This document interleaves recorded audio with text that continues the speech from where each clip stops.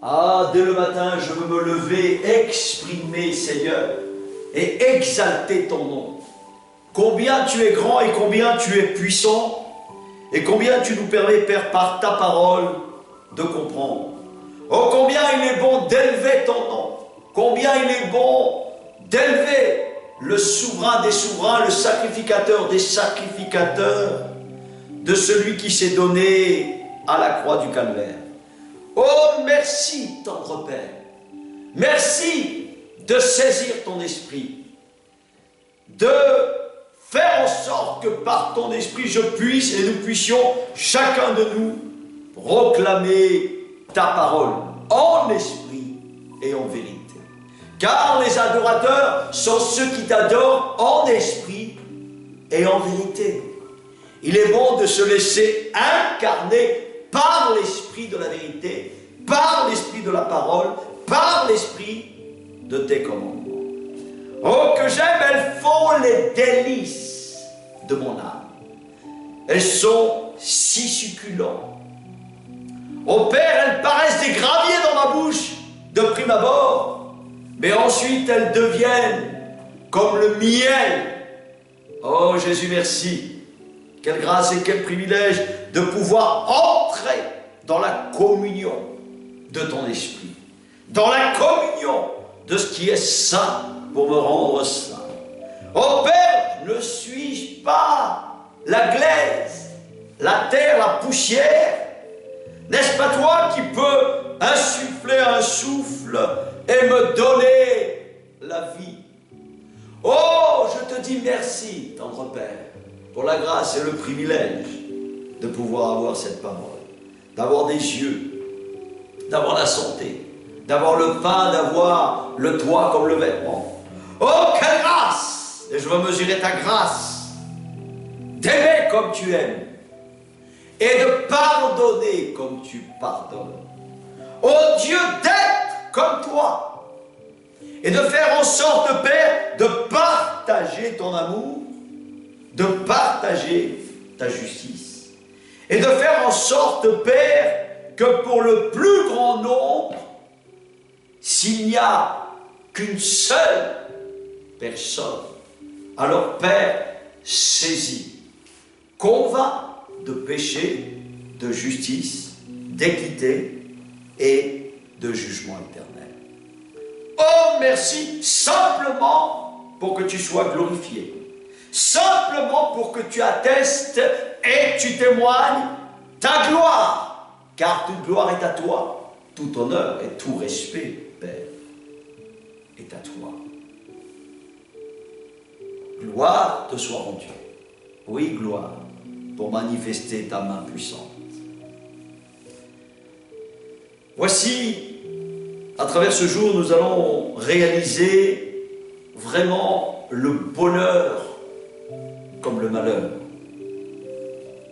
Et nous savons que chacun peut voir l'effet de voir ce monde croissant au malheur, au désespoir, aux guerres, au tumulte, à la haine, à la violence.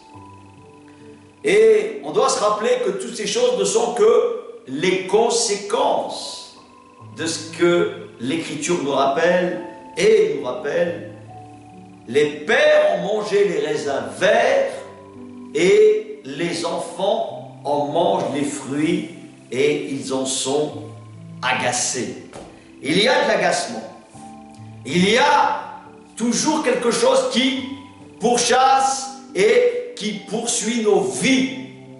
Et simplement, ce sont toujours les conséquences de ce qu'il y avait, bien sûr, avant.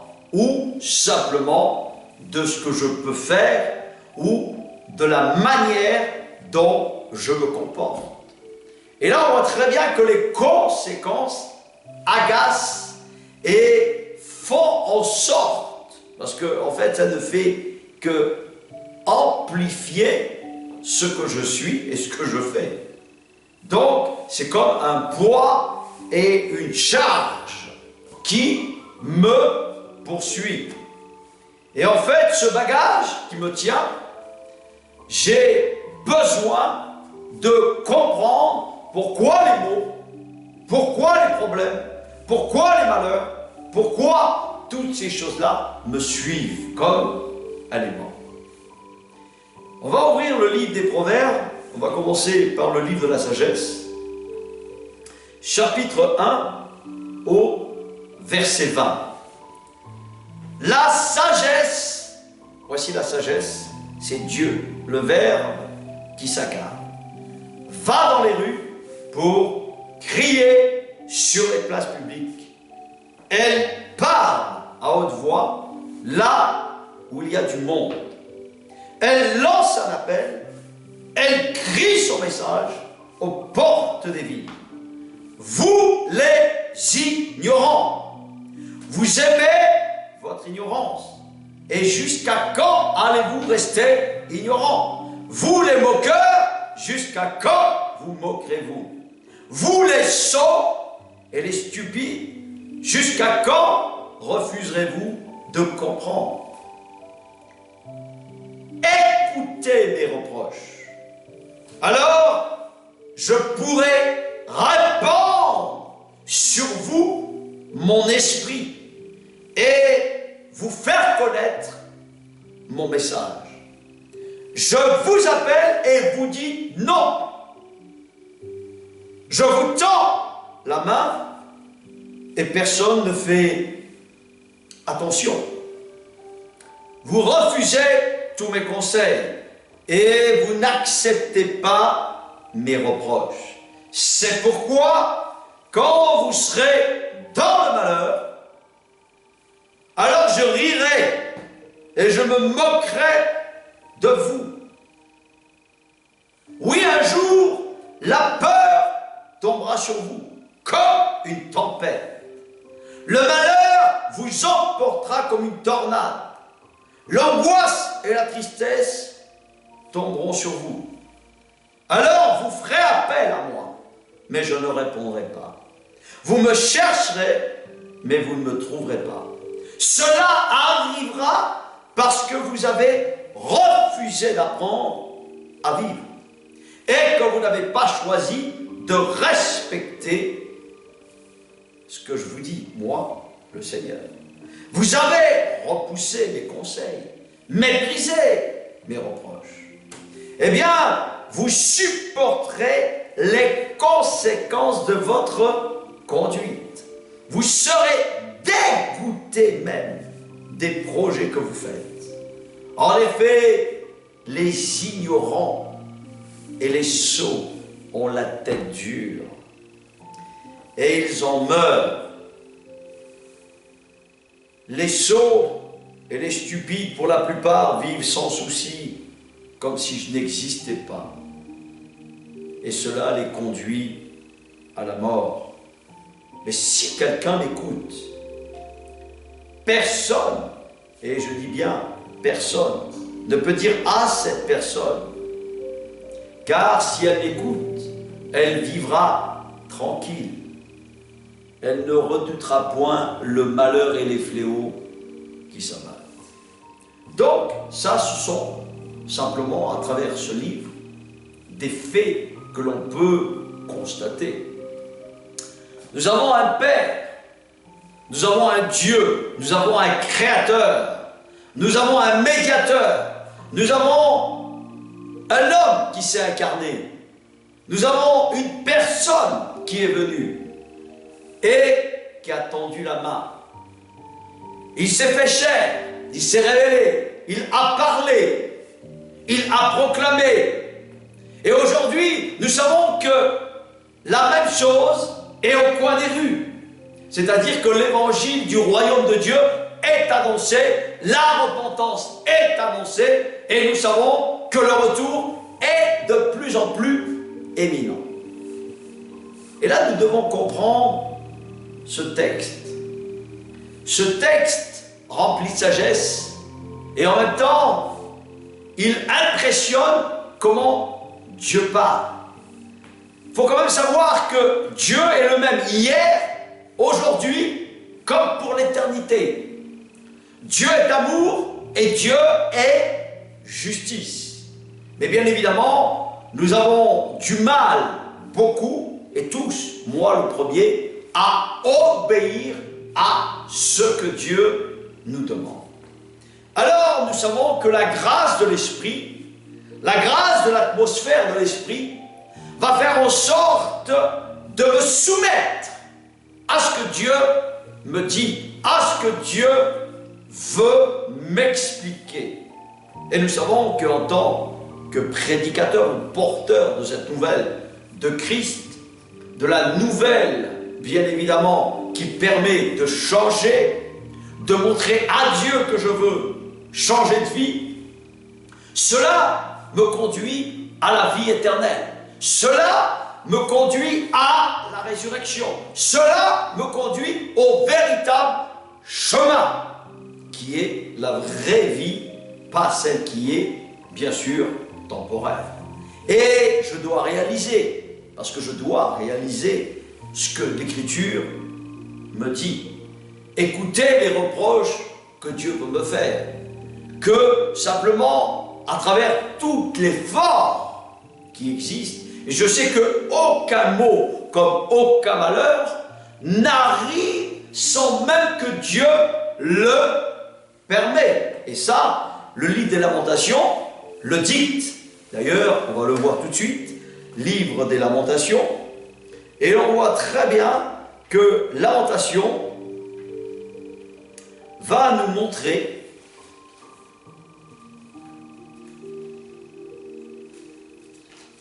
que rien n'arrive sans même que Dieu le permette. Ben oui, sans même que Dieu le permette.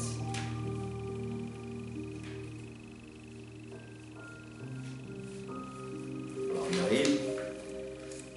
Lamentation 3, 35.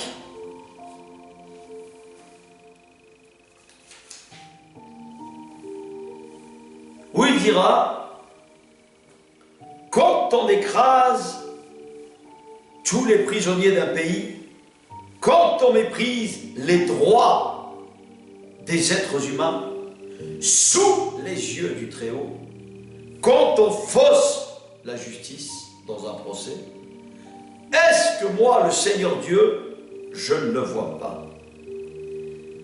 Qui peut faire exister les choses par la parole? Est-ce que ce n'est pas moi, le Seigneur, qui décide? Est-ce que ce n'est pas moi, Dieu, le Très-Haut, qui permet le malheur comme le bonheur? Le malheur comme le bonheur. Qui n'a pas envie d'avoir le bonheur? Qui n'a pas envie? Et la raison pour laquelle, en fait, nous devons nous positionner et nous poser ces questions, c'est comment obéir à Dieu. Comment, en fait, reconnaître que je n'ai rien à me reprocher. C'est un malheur de croire qu'on n'a rien à se reprocher. Tout être sur cette terre a une âme qui est un puits sans fond. Tout individu qui croit proclamer sa propre justice fait la plus grave erreur monumentale, parce que la rébellion comme l'orgueil est le propre et le lot de tous les êtres humains. L'humilité précède une gloire, et cette gloire est la gloire de Dieu. Simplement, j'existe parce que Dieu me permet d'exister. Et rien que déjà de reconnaître que j'existe par son souffle, je comprends une chose, que cela me permet vraiment de m'humilier devant ce souffle. Le souffle de l'intelligence, le souffle de la sagesse, le souffle simplement dans lequel je bénis, dans lequel je remercie, dans lequel uniquement je dis, mais vraiment c'est exceptionnel que j'existe. Et je suis heureux de pouvoir partager cela. Je suis heureux de vouloir le bien pour mon prochain. Je suis heureux de le voir heureux de ce qu'il connaît simplement ce Dieu par lequel, bien sûr, nous sommes nés de ce même esprit. Le même esprit que nous partageons et les mêmes commandements sont les mêmes choses. C'est pour cette raison que tant qu'en fait, nous ne reconnaissons pas que nous partageons le même Père, il va y avoir division, il va y avoir séparation, il va y avoir haine, il va y avoir rancœur, il va y avoir guerre, il va y avoir toutes ces choses. Et en fait, nous voyons réellement que la réalité de la circoncision de la chair, de tout ce qui est sur la terre, que le monde est vraiment bien sous l'influence du mal. Nous voyons très bien comment le monde est sous l'influence du mal et qu'il a besoin d'un antidote, l'antidote de la vie, l'antidote de comprendre pourquoi il vit, l'antidote du plus grand des témoins, de celui qui est l'auteur de ton salut comme de mon salut. Et il nous faut réaliser que quand on tourne vraiment les regards vers celui qui est la vie, on demeure sous cet abri.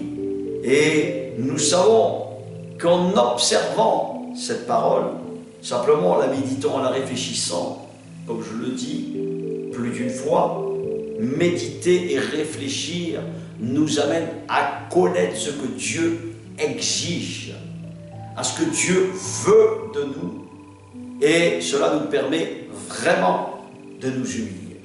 Nous comprenons qu'à chaque fois, nous avons toujours besoin de nous rappeler ces choses, et en se les rappelant, elles ne font que simplement phare à l'intérieur de moi-même, et à l'intérieur de moi-même, je fais une chose, je demande au sang, le sang de la vie, ce sang qui me rétablit, qui me réhabilite et surtout qui me réconcilie.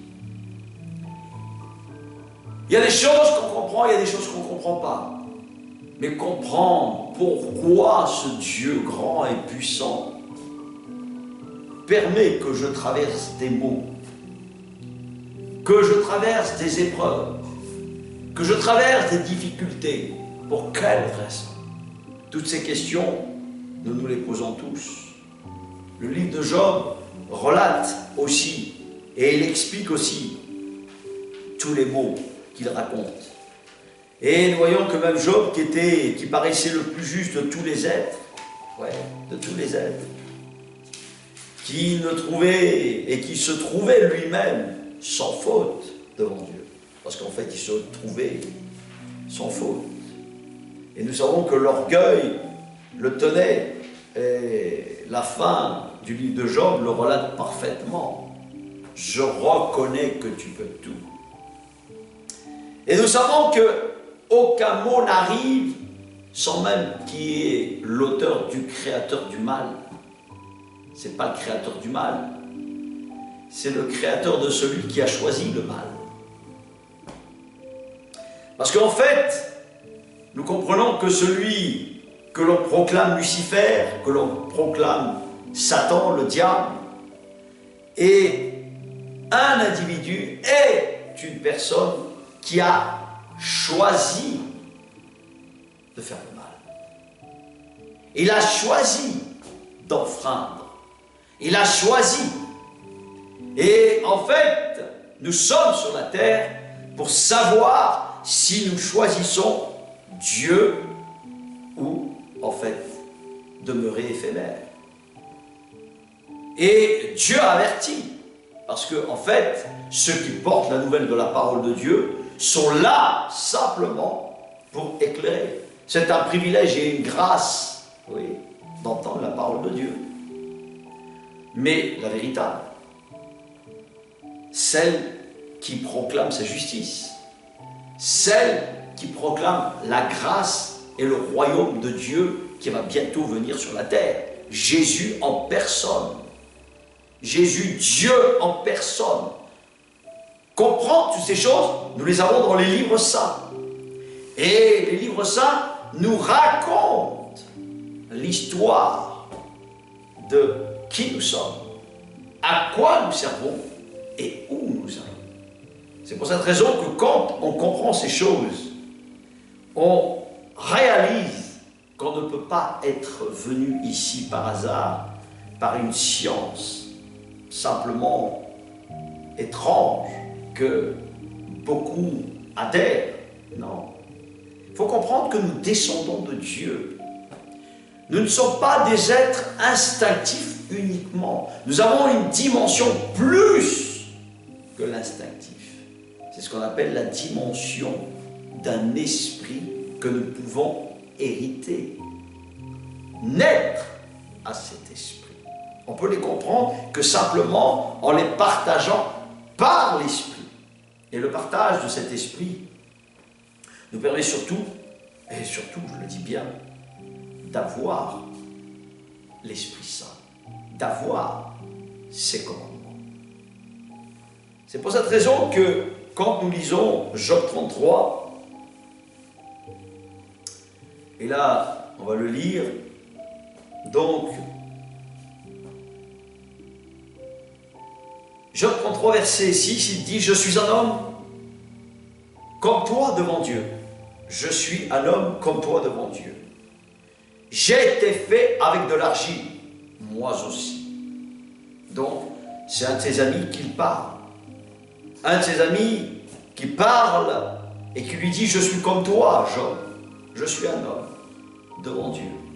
Bien évidemment, je ne suis que de l'argile, moi aussi. Tu n'as donc aucune raison de trembler devant moi parce que tu es malade, parce que tu as peut-être et en fait, certainement, un cancer qui l'a frappé de la plante des pieds jusqu'à la tête. Ne pense pas, moi non plus, que je désire t'écraser de mon pouvoir, parce que moi je suis en meilleure santé que toi. Cet ami le traite et le respecte et vraiment il y va avec attention avec son ami. Il est où? J'ai encore, il dit à l'oreille, le son de ta voix. Quand tu disais, répétais, moi je suis pur et sans péché. Voilà. Un être qui avait apparemment, quand tu lis le livre de Job, un être qui plaisait vraiment à Dieu. Et nous voyons que quand nous lisons le livre de Job, dans le premier chapitre, c'est pour cette raison que je donne à ce titre, le mal est vraiment sous la main de celui qui est le chef de toutes choses, qui est en fait le roi de toutes choses et qui a le pouvoir de dire même au mal, va, fais ceci ou fais cela. En fait, si Job a été frappé d'un ulcère, c'est que ça a été permis par Dieu. C'est dur de comprendre ça. Je sais. Toutes les épreuves, quelles qu'elles soient, tous les maux qui arrivent, les guerres, les haines, même quelqu'un qui t'en veut, un ennemi qui te court derrière, est permis par Dieu. Sinon, pourquoi dire Dieu est puissant? Pourquoi dire Dieu est le maître? Dieu est vraiment le maître. Et quand il t'arrive quelque chose, qu'il m'arrive quelque chose, je dois réfléchir en me disant, mais pourquoi? Mais pourquoi? Pour quelle raison? Me remettre en question, m'examiner en fait. Et on voit cet ami, comment il lui parle. C'est extraordinaire. Il dit, j'entends encore ta voix, qui me répétait, je suis pur et sans péché. Je suis vraiment innocent. Mais Dieu invente contre moi des reproches. Donc il fait des reproches à Dieu, c'est Job qui parle. Il me considère comme un ennemi. Il me met des chaînes aux pieds. Et il surveille tous mes pas. Je dois te dire ceci, dit Éliou à Job. Tu n'as pas raison. En effet, Dieu est plus grand que tous les êtres humains. Alors pourquoi lui faire des reproches? Parce qu'il ne te répond pas aux questions que tu lui poses. Oh, c'est extraordinaire. Tu cherches des réponses à des choses peut-être que Dieu n'a pas envie de répondre. Je te l'ai dit tout à l'heure dans le livre des Proverbes. Et tu vois que le livre des Proverbes, dans ce chapitre 1, au verset 8, qui est exceptionnel, quand il t'arrivera des maux et des malheurs, je me rirai de toi, tu m'invoqueras, je ne t'entendrai pas, tu me fatigues. Il y a une raison à ça. Et la question que je te pose, ou que je me pose, qui est simple, n'es-tu peut-être pas orgueilleux, ou en fait, ne te crois-tu pas en fait mieux que les autres? Ne portes-tu pas un regard dédaigneux envers aussi ton prochain en te croyant supérieur? En fait, c'est ce que relate l'Écriture pour toi comme pour moi. Et je dois te dire ceci, non, tu n'as pas raison. Non. Dieu a toujours raison. Et Dieu a ses raisons par lesquelles tu peux passer, par le chemin par lequel on peut passer. Et là, voilà la réponse exceptionnelle. Et ça te parle et ça me parle.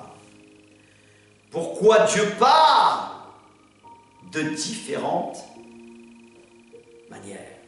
Pourtant, Dieu parle par différentes manières. Mais en fait, on n'y fait pas attention. Il parle la nuit aussi par des rêves, par des visions. Quand un profond sommeil me saisit, et il saisit tous les humains, ils dorment profondément sur leur couche. Il ouvre leurs oreilles, il les avertit sous toutes les formes. Il veut détourner les humains de leur manière d'agir et les empêche d'être orgueilleux pour les préserver, en fait, de la vie future, de leur vie de la tombe. Parce que je t'ai pas destiné à mourir, simplement. Il les empêche à suivre le couloir qui conduit au séjour des morts, auquel tu n'es pas destiné par nature. Mais Dieu corrige aussi, par la maladie. Et par la maladie, bien évidemment, nous savons qu'il tremble, même la fièvre. Il est dégoûté même de sa vie. Il n'a plus d'appétit, même pour les bons plats. Par la maigreur, le cancer qui le rend. On ne voit plus que ses os, la gangrène. Il a déjà un pied dans la tombe. Sa vie est au pouvoir de ceux qui font mourir, celui qui s'appelle l'ange de la mort. Mais, verset 23, il dit, mais un ange se trouve peut-être près de ce malade, un intermédiaire de Dieu. Prie entre mille, qui lui rappelle son devoir. Et l'ange a pitié de lui et dit à Dieu, évite-le, évite-lui de descendre dans la tombe. J'ai trouvé le moyen de le délivrer. Il y a une préfiguration là du Sauveur, une préfiguration du salut de Jésus-Christ de la croix du Calvaire. Alors le malade retrouve des forces neuves. Il revient à la période de sa jeunesse et il prie Dieu qu'il l'écoute avec bonté. Il se présente devant lui avec joie parce que Dieu le sauve.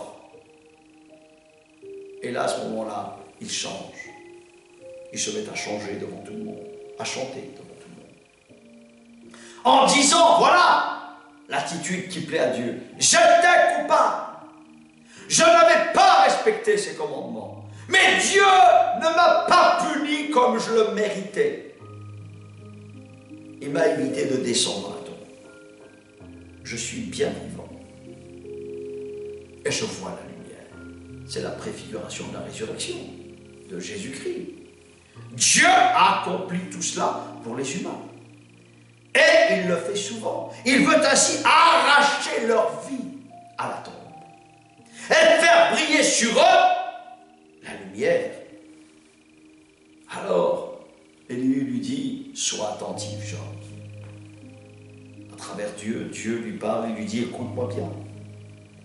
Tais-toi, j'ai encore à te parler. tu as quelque chose à dire, réponds-moi.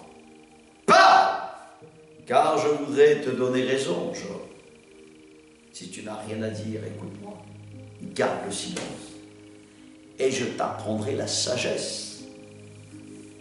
En fait, quand nous lisons tous ces textes, on voit très bien vraiment que l'humilité est la priorité. Cet orgueil qui nous tient si fort, cet orgueil en fait qui nous pousse sans le vouloir à pécher, sans le vouloir à faire des choses dans un aveuglement tellement obscur que cela nous conduit à pécher sans même nous rendre compte, même quand nous croyons avoir obéi à toutes ces lois. Alors, ô Dieu de notre salut, écoute la prière de chacun. Parce que Père, ton vœu, et c'est que chacun de nous puissions parvenir à ta connaissance. Pour que nous puissions recevoir ton esprit, être habité de ton esprit. Car c'est une grâce de pouvoir l'avoir. Alors Père, que chacun puisse, oh oui, recevoir, te connaître à travers tes saintes écritures. Pour que tu puisses parler au cœur, pour que tu puisses convaincre le cœur, pour que tu puisses, Père, témoigner de miracles, comme de prodiges et de signes, en attestation de ta gloire, parce que tu es l'Éternel qui guérit, tu ne changes pas, tu es miséricordieux, parce que ta miséricorde durera toujours. C'est toi qui nous sauves à bras tendus et à la fois du péché comme de la mort. Oh Dieu, je te supplie. Oh Dieu, je te prie. Je ne te connais certainement pas, mais je veux te connaître. Car tu as dit que tu es un Père et tu es Père. Pour quiconque lève les yeux vers toi, quiconque suit, afin d'être préservé des maux comme des malheurs. Préservé. Tout ce qui a été dit pour mon bonheur, afin que je saisis, afin que je prenne ta main, Père, afin de traverser l'ombre de la mort, la vallée obscure de ce monde, qui passe en attendant ton retour au Maître, au Roi, à celui qui revient, à Yeshua, à Jésus-Christ de Nazareth, qui ne se lasse d'aimer comme de pardonner, qui ne se lasse d'intervenir, lui qui est l'amour même incarné. Incarne à ton Église, incarne à tes apôtres, incarne à tes prophètes, incarne à tes pasteurs, incarne à ton corps, au corps de ton Église. Oui, Jésus, merci. Merci. Que cette prière, Père, puisse intervenir, puisse, Seigneur, saisir, que chacun puisse saisir la vie. Père, merci par avance. Dans ta grâce, dans ta bonté, dans ton amour. Fais-le comme tu sais si bien le faire. Dans le nom de Jésus-Christ, Amen. Amen.